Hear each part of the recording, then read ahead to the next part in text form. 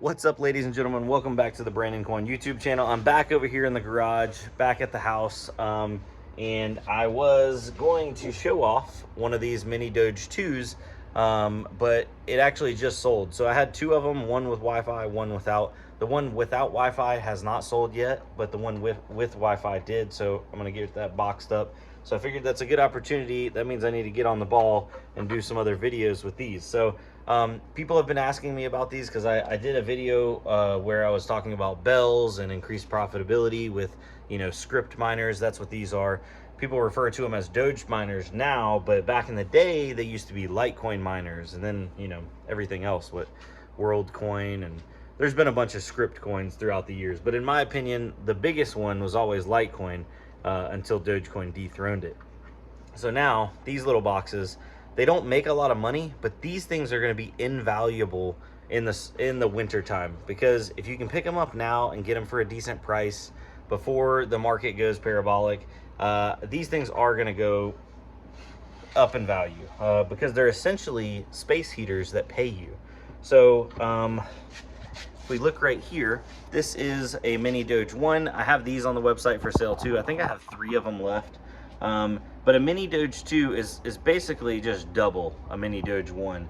I'll go pull the stats here in a second, but for example, a mini Doge 2 runs off 2 6-pins, whereas a mini Doge 1 runs off 1 6-pin. So I think it's literally just 2 Doge 1 hash boards in there. I'm not 100% sure, but I'll pull that info. But I'm gonna get this bad boy up and running and then show you the profitability. It's not great, but in the wintertime, it's gonna be awesome. And those Wi-Fi models, you can kind of just stick those, over in a corner, or, in your bedroom, or all over the place. You don't have to have Ethernet. So that makes it really nice too. All right, so over on Asic miner value, the original mini Doge did 185 megahash at 233 watts, which would income 28 cents a day. And if you brought up a calculator here, the way to figure out BTUs, or the amount of heat it's putting off, you can go that 233 times 3.41 is the calculation. So this thing would put off 794 BTUs, or almost 800 BTUs of heat. Now going over to the mini Doge 2, that's what we just plugged in.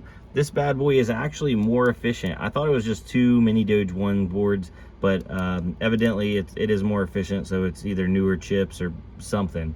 But 420 megahash at 400 watts.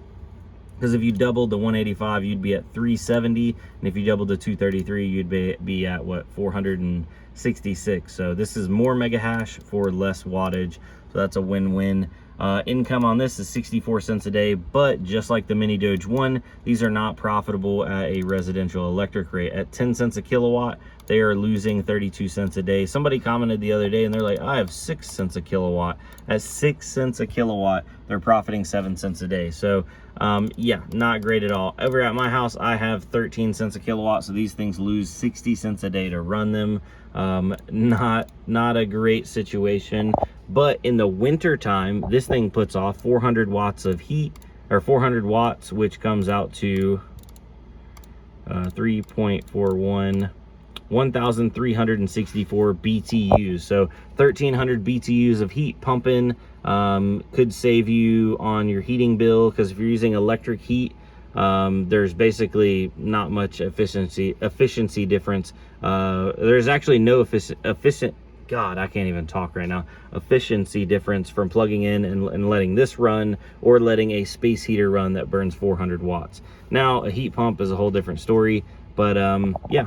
So ladies and gentlemen, does that mean you run out and buy all the script and Dogecoin and Litecoin miners? Absolutely not.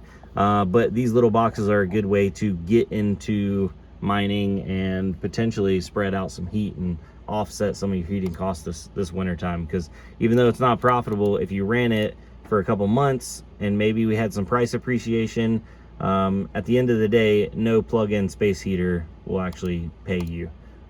So yeah, anyways, I do have some Asics, and I have some more coming in stock over on the web store. We got Doge Miner 1s, SC box, KD boxes. This mini Doge 2 with Wi-Fi literally just sold out. That's what made me think I need to go ahead and plug that other one in and get it up and running and test it. KD box 2 sold out, but still have a mini Doge 2, CK box 2, and a KD box 2 available. along with the KD Box Pro. Yeah, other than that, we do have more home miners coming. I am trying to get my hands on the AlphaPex miners. The home AlphaPex miner is going to be doing a video on that as soon as I get it in.